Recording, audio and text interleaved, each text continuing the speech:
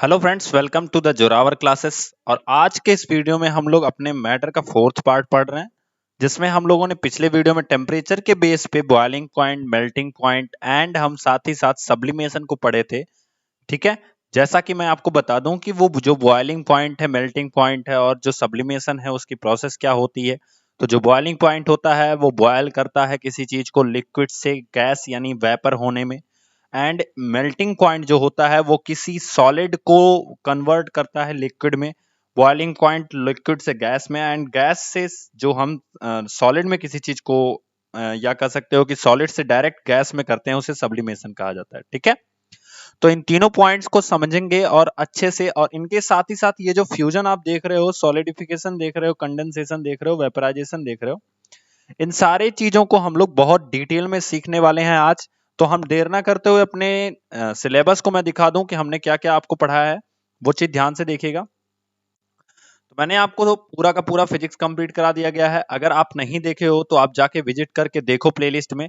और अगर आप लोग पहली बार इस चीज को देख रहे हो, इस वीडियो को, तो आप अपना नाम और जिस चीज के लिए आप तैयारी कर रहे हो वो पोस्ट यानी पीआरटी या टीजीटी, जिस भी चीज के लिए आप तैयारी कर रहे हो उसे इस नंबर पर, जो कि अंकित सर का नंबर है, उसे आप व्हाट्सएप कर सकते हो अपना नाम और पोस्ट, जिससे आप लोगों को एक व्हाट्सएप ब्रॉडकास्ट चैनल के उसके ग्रुप में जोड़ दिया जाएगा, जिससे आपको टाइम टू टाइम नोटिफिकेशन मिलती रहेगी। एंड आई होप आप लोग अच्छे से तैयारी कर रहे होगे, क्योंकि this is the golden chance. Because जब वैकेंसी आ जाएगी तो तैयारी नहीं होती है, तो फिर मार धाड़ ये कह सकते हो ना, इन द सेंस कि आपका एक तरह से भागम भाग लग जाता है, तो वो चीज तैयारी नहीं होती, तैयारी अभी होती है। तो फिजिक्स हमने कंप्लीट कर दिया है, जिससे last year previous year 10+ questions आए थे सिर्फ और सिर्फ फिजिक्स से। तो फिजिक्स आपको वहां से कंप्लीट डिटेल में आपको कराई जा चुकी है। जो टॉपिक आपके एनसीईआरटीज में भी नहीं है और आपके सिलेबस में है वो भी मैंने कंप्लीट करा है, जैसे कि सिंपल मशीन। तो ये चीज ध्यान दीजिएगा, मैंने पूरा कंप्लीट करा है, उस पर क्वेश्चन आंसर भी कराए हैं। प्लेलिस्ट में जाके विजिट कीजिए, देखिए। एंड आज के इस वीडियो में हम लोग मैटर को कवर कर रहे हैं, जिसमें मैटर में गैसेस एंड लिक्विड्स के भी कुछ चीजों को हमने कवर किया है। इसमें फिजिकल चेंजेस को भी थोड़ी बहुत बातें की गई हैं, लेकिन हम इसके लिए स्पेशल अलग से पढ़ेंगे फिजिकल चेंजेस और केमिकल चेंजेस के बारे में। तो हम अपना वीडियो स्टार्ट करते हैं नेक्स्ट। जैसा कि मैंने आप सबको बताया था कि पिछले वीडियो में हमने टेम्परेचर के बेस पे पढ़ा था, इस वीडियो में हम पढ़ेंगे प्रेशर के बेस पे। अब प्रेशर के बेस में क्या होता है, सबसे पहली चीज मैं आपको समझाता हूं कि प्रेशर के बेस पे एक चीज होती है। जैसे मान लो एक बर्तन में हमारे गैस भरी है, कोई गैस है जो कि भरी है, ठीक है। इसके मॉलिक्यूल्स बहुत दूर दूर होते हैं, जो गैस के मॉलिक्यूल्स होते हैं। अब इस बर्तन में एक पिस्टन के थ्रू हम प्रेशर डाल रहे हैं। कैसे डाल रहे हैं? पिस्टन के थ्रू हम प्रेशर डाल रहे हैं, जिससे इस बर्तन को के गैस को हम दबा रहे हैं, यानी कंप्रेस कर रहे हैं, या कह सकते हो प्रेशराइज कर रहे हैं। एक कंडीशन ऐसी आती है कि जब इसी बर्तन में हम पिस्टन के थ्रू प्रेशर डालते हैं तो गैस के जो पार्टिकल्स होते हैं वो कुछ नजदीक आ जाते हैं। जैसे मान लो पहले थोड़े ऊपर थे, अभी कहाँ आ गए, अभी थोड़े और उनके करीब करीब आ गए। अब एक और कंडीशन आ सकती है कि गैस के पार्टिकल्स बहुत ज्यादा नजदीक आ जाते हैं, बहुत ही ज्यादा नजदीक आ जाते हैं। इन द सेंस आप लोग कह सकते हो कि ये लिक्विड के पार्टिकल के बराबर हो जाते हैं, जिसकी वजह से हम गैसों को किसमें चेंज कर लेते हैं? लिक्विड में चेंज कर सकते हैं, यानी कॉम्प्रेस करके, या कह सकते हो कंडेंसेशन प्रोसेस। जब गैस को हम लिक्विड में चेंज करते हैं, ध्यान समझना, जिसे हिंदी में संघनन बोलते हैं। जब आप गैस को लिक्विड में चेंज कर रहे होगे तो उसे कंडेंसेशन बोलते हैं या संघनन बोलते हैं। गैस से द्रव की अवस्था में पहुंचना संघनन कहलाता है। और ये कैसे करते हैं? प्रेशर से करते हैं। याद रखना, ये क्वेश्चन आपका बन सकता है कि ये जो संघनन या कंडेंसेशन की प्रोसेस होती है वो किसके द्वारा संभव हो पाती है? तो वो प्रेशर के द्वारा संभव हो पाती है। ठीक है। तो कल हमने पढ़ा था कि सॉलिड से अगर हम लिक्विड जा रहे हैं तो उसे हम फ्यूजन कहते हैं, और इसके थ्रू हमने एक पॉइंट पढ़ा था, उसे हम बोलते हैं मेल्टिंग पॉइंट। ध्यान रखना। और ये मेल्टिंग पॉइंट किससे रिलेट करता है? मेल्टिंग पॉइंट जो है आपका, वो किससे रिलेट करता है? वो टेम्परेचर से रिलेट करता है। ठीक है। फ्यूजन में जब जाते हैं सॉलिड से लिक्विड तो उसे हम फ्यूजन कहते हैं। जब सॉलिड से लिक्विड जाएंगे यानी ठोस से द्रव की अवस्था में जाएंगे तो उसे बोलते हैं संगलन। और जब हम लिक्विड से सॉलिड की ओर जाएंगे तो उसे हम बहुत नॉर्मल सा नाम है, आपको याद भी हो जाएगा, सॉलिडिफिकेशन बोलते हैं। यानी कि हम लिक्विड से सॉलिड बना रहे हैं, इसलिए उस अवस्था को क्या बोलते हैं? सॉलिडिफिकेशन बोलते हैं। आपको याद होनी चाहिए ये सारी चीजें, क्योंकि ये डायरेक्ट आपके एग्जाम में पूछी जा सकती हैं। When we convert a liquid to into a solid, this process is called as, क्या कहा जाता है इस प्रोसेस को, तो ये ध्यान दीजिएगा, सॉलिडिफिकेशन कहा जाता है इस प्रोसेस को। अगर किसी भी लिक्विड को हम कहां कन्वर्ट कर रहे हैं, सॉलिड में कन्वर्ट कर रहे हैं, ठीक है। और जब सॉलिड से हम लिक्विड में कन्वर्ट करें तो इसे फ्यूजन कहा जाता है, जिसे हिंदी में कहते हैं संगलन करना। और जब द्रव से हम ठोस में आ रहे हैं तो उसे हम जमना बोलते हैं। जैसे आप एग्जांपल ले लो, पानी का जमना जो होता है वो क्या हो जाता है, बर्फ हो जाता है। क्लियर। अगली प्रोसेस देखते हैं।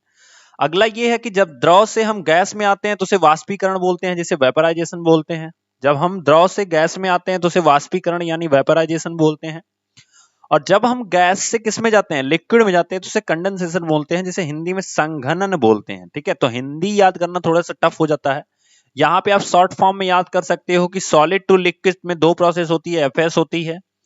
लिक्विड टू गैस में दो प्रोसेस होती है, वीसी होती है, वाइस चांसलर। ठीक है। एंड गैस से सॉलिड में जो होती है वो डबल एस होती है, सब्लिम सॉरी, लिक्विड से सॉलिड में जो होती है वो आपकी प्रोसेस जो होती है वो थोड़ी सी अलग होती है। ठीक है, तो इस तीनों प्रोसेस को जो कि आप देख रहे हो, ये सब्लिमेशन दो जगह लिख दिया गया है, ये प्रोसेस नहीं होती है। जब गैस से सॉलिड में हम जाते हैं तो उसे हम डीपोजिशन बोलते हैं, याद रखना इस चीज को, डीपोजिशन बोलते हैं। और जब हम सॉलिड से सीधे गैस में होते हैं तो उसे हम सब्लिमेशन बोलते हैं। जो कि कपूर का एग्जांपल मैंने दिया था कि आप सॉलिड है उसको आप टेम्परेचर दे रहे हो तो वो कहां चला जाता है, गैस में चला जाता है। और जैसे ही हम टेम्परेचर डाउन करके प्रेशर बनाते हैं तो वो किस में हो जाता है, डिपोजिशन, यानी कि गैस से सीधे सीधे सॉलिड में आ जाता है। तो ये थी पूरी प्रोसेस की जो कि प्रेशर के ऊपर डिपेंड करती है एंड टेम्परेचर के। मैं फिर से एक बार क्लियर कर देना चाहता हूं, ध्यान से देखिएगा और समझिएगा। ठीक है, बहुत ध्यान से समझिएगा इस पूरी प्रोसेस को, मैं आपको दोनों के बेस पे समझा देना चाहता हूं। जैसे मान लो हमने पढ़ा दो चीजों के बेस पे, एक पढ़ा है टेम्परेचर के बेस पे और एक पढ़ा है प्रेशर के बेस पे। अब कौन सी प्रोसेस किस बेस पे होती है वो मैं आपको बता दे रहा हूं। टेम्परेचर में हमने पढ़ा था मेल्टिंग पॉइंट, ध्यान से समझना। मेल्टिंग पॉइंट जो काम क्या करता था, ये काम करता था सॉलिड टू लिक्विड। ठीक है, सॉलिड टू लिक्विड। अच्छा, सॉलिड से लिक्विड बदलने की जो प्रोसेस होती है, सॉलिड से जो लिक्विड की प्रोसेस होती है दोस्तों, वो क्या कहलाती है, अभी हम पढ़े थे। तो इसी प्रोसेस को हम फ्यूजन के नाम से जानते हैं, फ्यूजन। ठीक है, इसी को हम फ्यूजन के नाम से जानते हैं, जिसे संगलन बोलते हैं, हिंदी में संगलन। ठीक है। अच्छा, अगला हमने क्या पढ़ा था टेम्परेचर के बेस पे, एक पढ़ा था हमने बॉइलिंग पॉइंट, ध्यान से समझिएगा। बॉइलिंग पॉइंट हमने पढ़ा था। तो बॉइलिंग पॉइंट में क्या होता है, बॉइलिंग पॉइंट आपका क्या करता है, ये करता है लिक्विड टू गैस। क्या करता है, लिक्विड टू गैस। और इस प्रोसेस को हम क्या कहते हैं, जब बॉइलिंग पॉइंट होता है लिक्विड टू गैस तो इसे बोलते हैं वेपोराइजेशन, वेपोराइजेशन बोलते हैं या वाष्पीकरण बोलते हैं, ध्यान से समझना। ठीक है। और फिर हमने पढ़ा था एक पॉइंट और कि जब हम लिक्विड से किसमें सॉरी गैस से सॉलिड में जाते हैं तो उस प्रोसेस को हमने क्या पढ़ा था, सब्लिमेशन पढ़ा था। सब्लिमेशन पढ़ा था, जिसे हिंदी में बोलते हैं ऊर्ध्वपातन। हिंदी में क्या कहते हैं, ऊर्ध्वपातन। एग्जाम्पल कपूर का, जो क्या करता है, गैस से कहां बन जाता है, सॉलिड में चेंज हो जाता है। ठीक है, गैस से क्या होता है, सॉलिड में जो चेंज होता है उसे हम क्या कहते हैं, ऊर्ध्वपातन, या सॉरी गैस से सॉलिड में जो चेंज होता है उसे डिपोजिशन बोलते हैं, ध्यान समझिएगा। जब गैस से सॉलिड में चेंज होगा तो उसे डिपोजिशन बोलते हैं। ऊर्ध्वपातन तो तब होता है जब सॉलिड से गैस में चेंज होता है। ठीक है, डिपोजिशन बोलते हैं। क्लियर। और चौथी प्रोसेस क्या होती है, वही सब्लिमेशन वाली। तो सब्लिमेशन वाली जो प्रोसेस होती है वो दोस्तों होती है, सब्लिमेशन की जो प्रोसेस होती है वो होती है सॉलिड से गैस। इसे ऊर्ध्वपातन नहीं बोलते हैं, इसे बोलते हैं ऊर्ध्वपातन। ठीक है। अब प्रेशर के बेस पे क्या क्या चीजें होती हैं वो भी मैं आपको कंफर्म करता हूं। देन फर्स्ट थिंग क्या है, प्रेशर के बेस पे, प्रेशर के बेस पे सबसे अच्छा एग्जांपल है कि आप जब कॉम्प्रेस्ड करते हो, जैसे नाम सुने होंगे ना, compressed natural gas, compressed natural gas. तो इस प्रोसेस में हम क्या करते हैं, जब भी हम कॉम्प्रेस करते हैं किसी चीज को, कॉम्प्रेस करते हैं किसी चीज को, ठीक है, तो इस प्रोसेस में क्या होता है, ध्यान से समझिएगा। इस प्रोसेस में होता है कि गैस से हम किस में चेंज कर रहे होते हैं, लिक्विड में। जैसे आप फुल फॉर्म सुनी होगी एलपीजी। एलपीजी का फुल फॉर्म क्या होता है? Liquefied petroleum gas. यानी इस गैस को हम लिक्विड रूप में रखते हैं, जिससे क्या होता है कि जब हम इसको कॉम्प्रेस कर रहे होते हैं तो इसकी कॉम्प्रेसिबिलिटी काफी हाई लेवल की हो जाती है, जिसकी वजह से वो जो सिलेंडर जिसमें हम इस गैस को रखते हैं, जिसमें लिक्विड के फॉर्म में रखते हैं, तो जब आप इनको इस गैस को दबाओगे तो उसके पार्टिकल क्या करेंगे? प्रेशर बनाएंगे। किसके ऊपर? इस परत के ऊपर, सिलेंडर की। इसलिए इस सिलेंडर की परत काफी मोटी रखी जाती है। तो यहां से भी क्वेश्चन आ सकता है। प्रैक्टिकली चीजों को समझा रहा हूं दोस्तों, प्रैक्टिकली समझने की कोशिश किया करो, क्योंकि जो चीजें प्रैक्टिकली समझ लोगे वो कभी भी, मुझे तो नहीं लगता है कि इस तरह से कोई भी चीज कोई भी कहीं भी प्रैक्टिकली आपको समझा रहा होगा। ठीक है, तो कॉन्सेप्ट बहुत इंपॉर्टेंट है। तो इसीलिए जो प्रेशर बनाया जाता है उन गैस के पार्टिकल्स के द्वारा, वो इसी की वजह से जो गैस सिलेंडर का आप चारों तरफ का बर्तन देखे होगे काफी मोटा होता है। ठीक है, उस चीज को ध्यान में रखिएगा, काफी मोटा होता है। यही रीजन है। ठीक है, तो और इस प्रोसेस को हमने क्या बताया है? इस प्रोसेस को हमने बताया, आपको क्या बताया हमने? तो ये जो प्रोसेस होती है उसे हम बोलते हैं कंडेंसेशन बोलते हैं। ठीक है, यानी गैस से लिक्विड में चेंज करना क्या कहलाता है? कंडेंसेशन बोलते हैं। क्लियर? इसको हिंदी में क्या बोलते हैं? संघनन बोलते हैं। क्या बोलते हैं? संघनन बोलते हैं। क्लियर? चलिए अब आगे देखते हैं दोस्तों। तो जैसा कि मैंने आपको समझाया था कि जो प्रोसेस होगी, जो कि आप देख रहे हो, सॉरी इसे संघनन नहीं, जब हम गैस से लिक्विड में या गैस से लिक्विड में डालते हैं तो उसे हम क्या बोलते हैं? संघनन ही बोलते हैं। ठीक है, तो आई होप आपको ये चीजें क्लियर हुई होंगी। हम आगे देखते हैं वेपराइजेशन के बारे में काफी डिटेल से। तो देखते हैं क्या होता है कि जब हम इस प्रेशर को अप्लाई करते हैं तो वेपराइजेशन यानी कि जो हमारा इवेपोरेशन होता है, वाष्पन होता है, वो क्या होता है? तो इट इज सरफेस फेनोमिनन का मतलब होता है यह एक पृष्ठ घटक के रूप में काम करता है। देखो, पृष्ठ घटक का मतलब क्या होता है कि जितना ज्यादा, मान लो पानी आप एक गिलास में रखे हो, ध्यान से समझना, मान लो आप पानी एक गिलास में रखे हो और वही पानी एक कटोरे में रखे हो, तो आप बताओ किसमें पानी ज्यादा जल्दी से वेपराइजेशन होगा? अगर एक कटोरे में पानी है और एक गिलास में पानी है तो पानी किस में जल्दी उड़ जाएगा? किससे जल्दी उड़ जाएगा? तो आप बताओ। तो आप बोलोगे सर पानी जो है प्लेट वाला ये जल्दी उड़ जाएगा।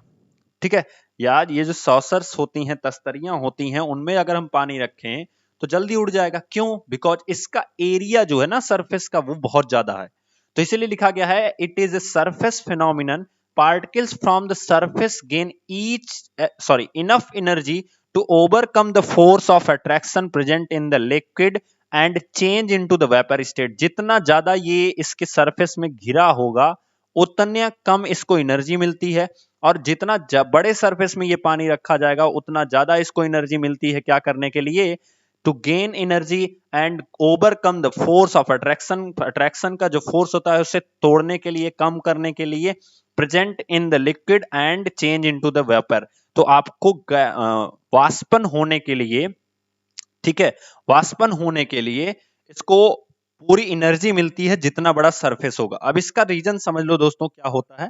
The rate of evaporisation increases with, किस किस चीजों के साथ इसका जो रेट होता है इवेपोरेशन का, वाष्पन की जो दर होती है वो बढ़ती है। ध्यान से समझना।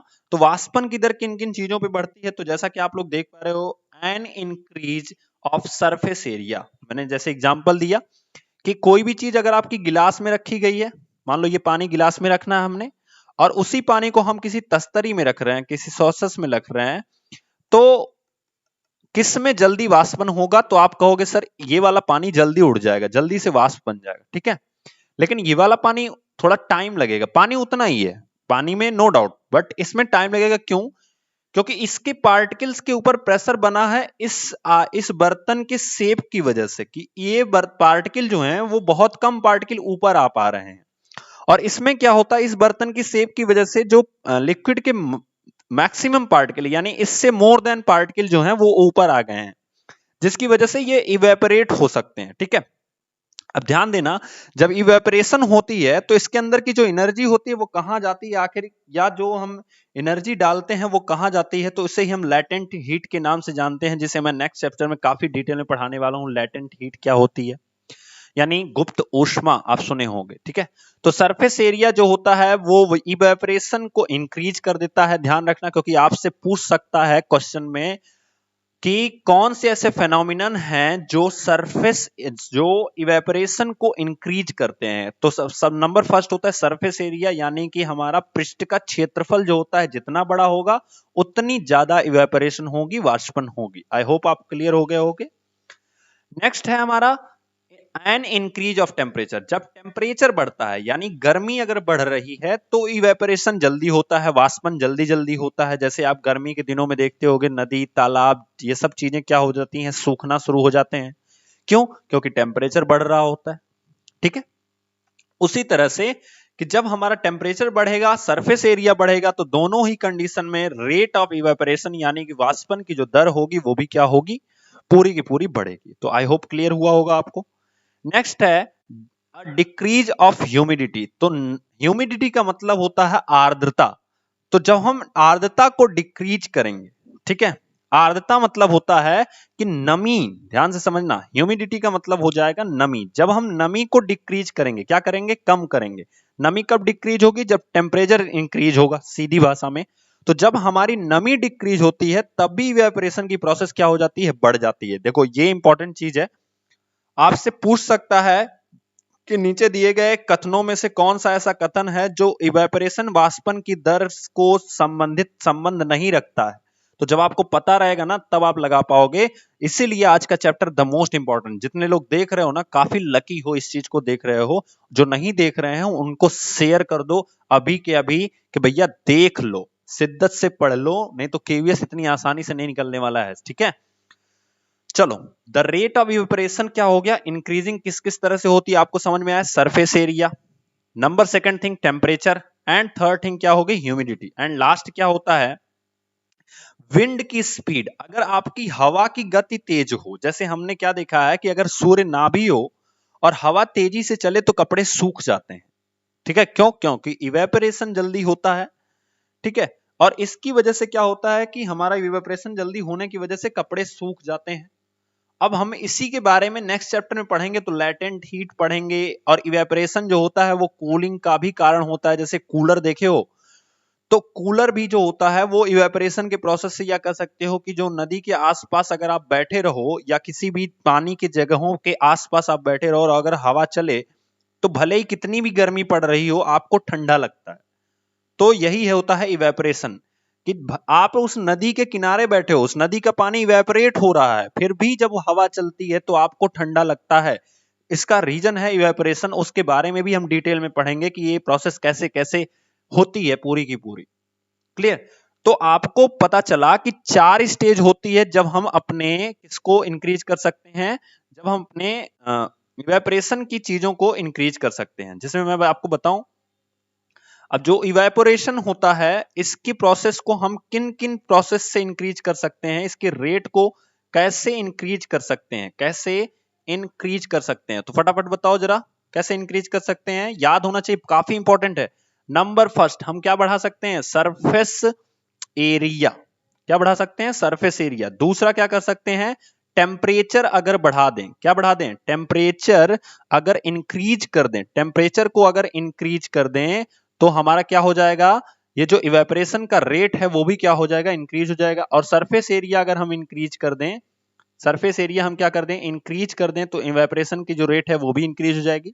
नंबर थर्ड हमने पढ़ा था कि अगर हम ह्यूमिडिटी को, यानी जिसे नमी बोलते हैं, आर्द्रता बोलते हैं, ह्यूमिडिटी को अगर हम क्या कर दें, डिक्रीज कर दें, कम कर दें, तो भी हमारा जो इवेपोरेशन की प्रोसेस है वो क्या हो जाएगी, इंक्रीज हो जाएगी। एंड नंबर फोर्थ यानी लास्ट हमने पढ़ा, अगर हम विंड की स्पीड, हवा की स्पीड को क्या कर दें, बढ़ा दें, इंक्रीज कर दें, तो हमारी इवेपोरेशन की प्रोसेस क्या हो जाएगी, इंक्रीज हो जाएगी।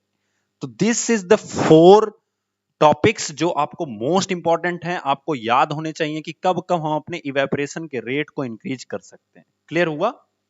आज हम कुछ क्वेश्चन आंसर को भी करेंगे दोस्तों। तो जैसा कि आपने देखा कि इस पूरी की पूरी चीज को हम लोग याद रख सकते हैं, किस किस तरह से हम इनको इंक्रीज कर सकते हैं। नेक्स्ट आज हम क्वेश्चन आंसर को भी करते हैं दोस्तों। जैसे लिखा गया है, निम्नलिखित तापमान को सेल्सियस में बदलिए। तो नीचे की दिए गए जो तापमान है उनको आपको सेल्सियस में बदलना है। तो उसके पहले मैं कुछ चीजें बता देता हूं कि चूंकि मैंने आपको पिछले वीडियो में बताया था 0 degree Celsius is equals to 7 273 Kelvin. और मैंने ये भी बताया था कि टेम्परेचर का एसआई यूनिट केल्विन होता है, नॉट डिग्री सेल्सियस। टेम्परेचर का एसआई यूनिट केल्विन होता है। देखो लोगों को हल्का लग रहा होगा ये सारी चीजें, एक बार एग्जाम में आ जाएंगे ना तो मैक्सिमम लोग डिग्री सेंटीग्रेड लगा के आओगे, इसीलिए बता रहा हूं। जिनको ये सेशन लाइक लग रहा है, अच्छा लग रहा है ना, वो एक बार लाइक ठोक दो जरा प्यारे सा। चलो, अब दिया गया है इसको सेल्सियस में बदलना है, तो हम थोड़ा सॉल्व करते हैं कैसे सेल्सियस में बदलेंगे। नंबर फर्स्टिंग आपका ए पे दिया गया है 300 केल्विन। इसको हम लिख सकते हैं, ध्यान से समझिएगा, इसको हम लिख सकते हैं 273 प्लस 27। ठीक है, क्या लिख सकते हैं 273 प्लस 27, तो इसको लिख सकते हैं टोटल 27 डिग्री सेंटीग्रेड। क्या लिख सकते हैं 27 डिग्री सेंटीग्रेड। क्लियर हुआ? चलिए आगे देखते हैं। अगला हमारा क्या है 573 केल्विन, तो इसको हम लिख सकते हैं 573 को 273 प्लस 300, तो इसको हम लिख सकते हैं टोटल 300 सेंटीग्रेड। क्लियर? आगे देखते हैं। फिर दिया गया है निम्नलिखित तापमान पर जल की भौतिक अवस्था क्या होगी अगर हम अपने पानी को 250 डिग्री सेंटीग्रेड पर रख दें, तो वो क्या होगा? वो तो फिर भाई अब सोच ही सकते हो, अगर पानी 250 डिग्री सेंटीग्रेड पर गर्म कर दिया जाए तो फिर उसका अता पता नहीं रहेगा। बट 100 डिग्री सेंटीग्रेड पे वो क्या होना शुरू हो जाएगा? वो बॉयल होना शुरू हो जाएगा। क्या होना शुरू हो जाएगा? बॉयल होना शुरू हो जाएगा, जिसकी वजह से इवेपोरेशन स्टार्ट हो जाएगी। क्या हो जाएगी? इवेपोरेशन स्टार्ट हो जाएगी। क्लियर हुआ? नेक्स्ट क्वेश्चन देखते हैं। किसी भी पदार्थ की अवस्था परिवर्तन के दौरान तापमान स्थिर क्यों रहता है? तो ध्यान से समझिएगा, जब किसी भी पदार्थ की अवस्था परिवर्तित होती है, जैसे मान लो एक पानी है, पानी का अगर अवस्था परिवर्तन हो रहा है तो उसकी तापमान स्थिर क्यों होती है? जैसे मान लो पानी है, पानी बर्फ बन रहा है। क्या बन रहा है? बर्फ। तो इसके जो तापमान होता है, या कह सकते हो हाँ, इसका जो टेम्परेचर होता है वो फिक्स्ड क्यों रहता है? बिकॉज ऑफ जब ये इसके पार्टिकल्स अपने आप में जुड़ रहे होते हैं, ध्यान से समझिएगा, पानी के पार्टिकल जब अपने आप में जुड़ रहे होंगे यानी खूब करीब आएंगे तभी तो ये बर्फ बनेंगे, क्योंकि सॉलिड के पार्टिकल क्या होते हैं? काफी करीब होते हैं। तो जब पानी के पार्टिकल करीब आ रहे होते हैं तो जो टेम्परेचर होता है वो इसलिए स्थिर होता है, क्योंकि इस पार्टिकल को करीब आने के लिए एनर्जी चाहिए होती है। क्या होती है? एनर्जी चाहिए होती है। और ये एनर्जी कहां से मिलती है? इसी टेम्परेचर से मिलती है। सो दैट्स वाई इसी टेम्परेचर को हम लैटेंट एनर्जी के नाम से जानते हैं। क्या जानते हैं? लैटेंट एनर्जी के नाम से जानते हैं, जिसके बारे में मैं कल और भी डिटेल से आप सबको बताने वाला हूं। लैटेंट एनर्जी, गुप्त ऊर्जा या गुप्त ऊष्मा इसे बोलते हैं। ये जो टेम्परेचर इंक्रीज नहीं होता है उसका रीजन है कि जो टेम्परेचर इसके पास एक्स्ट्रा आता है वो इन पार्टिकल्स को करीब लाने में, या दूसरी भाषा में अगर बर्फ से हम पानी बना रहे हैं तो उन पार्टिकल्स को दूर करने में वो खर्च हो जाता है टेम्परेचर। इसीलिए जब पदार्थ की अवस्था का परिवर्तन होता है तो उस समय उस पदार्थ का तापमान नहीं बढ़ता है। ये ध्यान रखिएगा। ऐसे डायरेक्ट क्वेश्चन भी पूछा जा सकता है कि अगर किसी सब्सटेंस का जो स्टेज है वो चेंज हो रहा है, जो स्टेट है वो चेंज हो रहा है, तो क्या उसका टेम्परेचर कैसा रहता है? कांस्टेंट रहता है या चेंज होता है? ऐसे बहुत सारे ऑप्शन मिल सकते हैं। तो याद रखिए, जब किसी भी सब्सटेंस का टेम्परेचर चेंज होगा, या सॉरी स्टेट चेंज होगा, तो उसका टेम्परेचर स्टेबल रहेगा या कांस्टेंट रहेगा। क्लियर? अगला लिखा गया है वायुमंडलीय गैस को द्रव में परिवर्तन करने के लिए कोई विधि बताइए। तो अभी तो ये क्या है? लिक्विड से किस में बदलना है? लिक्विड से द्रव से किस में चेंज करना है? गैस में, यानी लिक्विड से हमें गैस में जाना है। तो लिक्विड से गैस की प्रोसेस क्या होती है? जब आप लिक्विड से गैस में बदलते हो तो इसे हम क्या करते हैं? इसके लिए हमें क्या करना होता है? तो आप बताओ। वेपोराइजेशन, सिंपल सा है। तो इस प्रोसेस को क्या कहते हैं? वेपोराइजेशन। क्लियर? वेपोराइजेशन, याद रखिएगा इस चीज को। तो जब हम लिक्विड से गैस में बदलते हैं तो उसे हम वेपोराइजेशन कहते हैं। ठीक है? अच्छा सॉरी, यहाँ पे दिया है कि गैसों को द्रव में बदलना है, यानी गैस से हमें लिक्विड में बदलना है। तो सिंपल वेपोराइजेशन का रिवर्स मैंने वीसी बताया था। वीसी देखो ये लिक्विड और गैस का वीसी होता है, सॉलिड, फिर से देख लो, सॉलिड और लिक्विड का, सॉलिड और लिक्विड का ये होता है एफएस, ठीक है। और लिक्विड और गैस का वीसी, और गैस एंड लिक्विड का, गैस एंड लिक्विड का क्या होता है, गैस एंड लिक्विड का होता है डीएस, डीएस, ठीक है, ठीक है। अब हिंदी में जिनको याद करना है वो जुगाड़ से याद कर लें मुझे इंग्लिश वाला जुगाड़ पता था। तो वीसी होता है यानी वेपराइजेशन, और कंडेंसेशन होता है। एफएस का मतलब होता है फ्यूजन, एंड यस का मतलब होता है solid to liquid and liquid to solid जब आते हैं तो इसे हम बोलते हैं क्या बोलते हैं, सॉलिडिफिकेशन बोलते हैं जी, सॉलिड में कन्वर्ट कर रहे होते हैं इसलिए solidification. And gas to liquid को जब हम जाते हैं, ध्यान समझना, जब गैस टू लिक्विड जाएंगे, क्या करेंगे, सॉरी, गैस टू सॉलिड जब करते हैं तो इस प्रोसेस को क्या करते हैं, जब गैस टू सॉलिड जाते हैं तो इसे हम बोलते हैं डिपोजिशन, और जब सॉलिड टू गैस जाते हैं तो इसे बोलते हैं हम सब्लिमेशन। फिर से मैं एक बार पूरा का पूरा क्लियर कर देता हूं, ध्यान से समझिएगा, बिल्कुल बहुत ही ध्यान से समझिएगा, ठीक है। मैं फिर से बता देता हूं आप सबको क्या क्या किस प्रोसेस में हमें याद रखना है। तो देखो ध्यान से, एक बार चेंज हो जाए भाई, चलो। तो मैंने आपको बताया कि जब हम सॉलिड, तीन ही कंडीशन है, एक सॉलिड से लिक्विड में, या इसी को रिवर्स अगर आप कर दो इस तरह से, ठीक है। दूसरा है लिक्विड से गैस में, ठीक है। एंड तीसरी है गैस से सॉलिड में।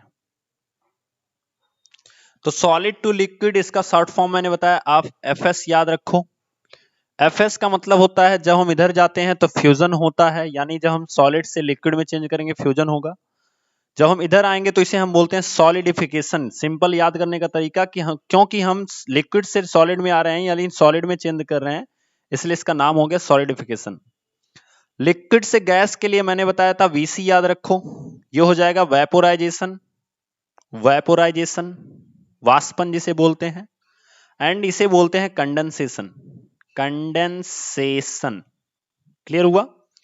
गैस टू सॉलिड के लिए मैंने आपको बताया था डीएस याद रखो। जब गैस से सॉलिड में आते हैं तो इसे बोलते हैं डिपोजिशन, क्या बोलते हैं, डिपोजिशन। एंड सॉलिड से गैस में आते हैं तो इसे हम क्या बोलते हैं, तो इसे बोलते हैं सब्लिमेशन, सब्लिमेशन। तो दिस इज द प्रोसेस जो आपको बहुत अच्छे से याद रखनी है। और कब टेम्परेचर यूज होता है, कब प्रेशर यूज होता है, ये चीजें मैंने आपको बता दी।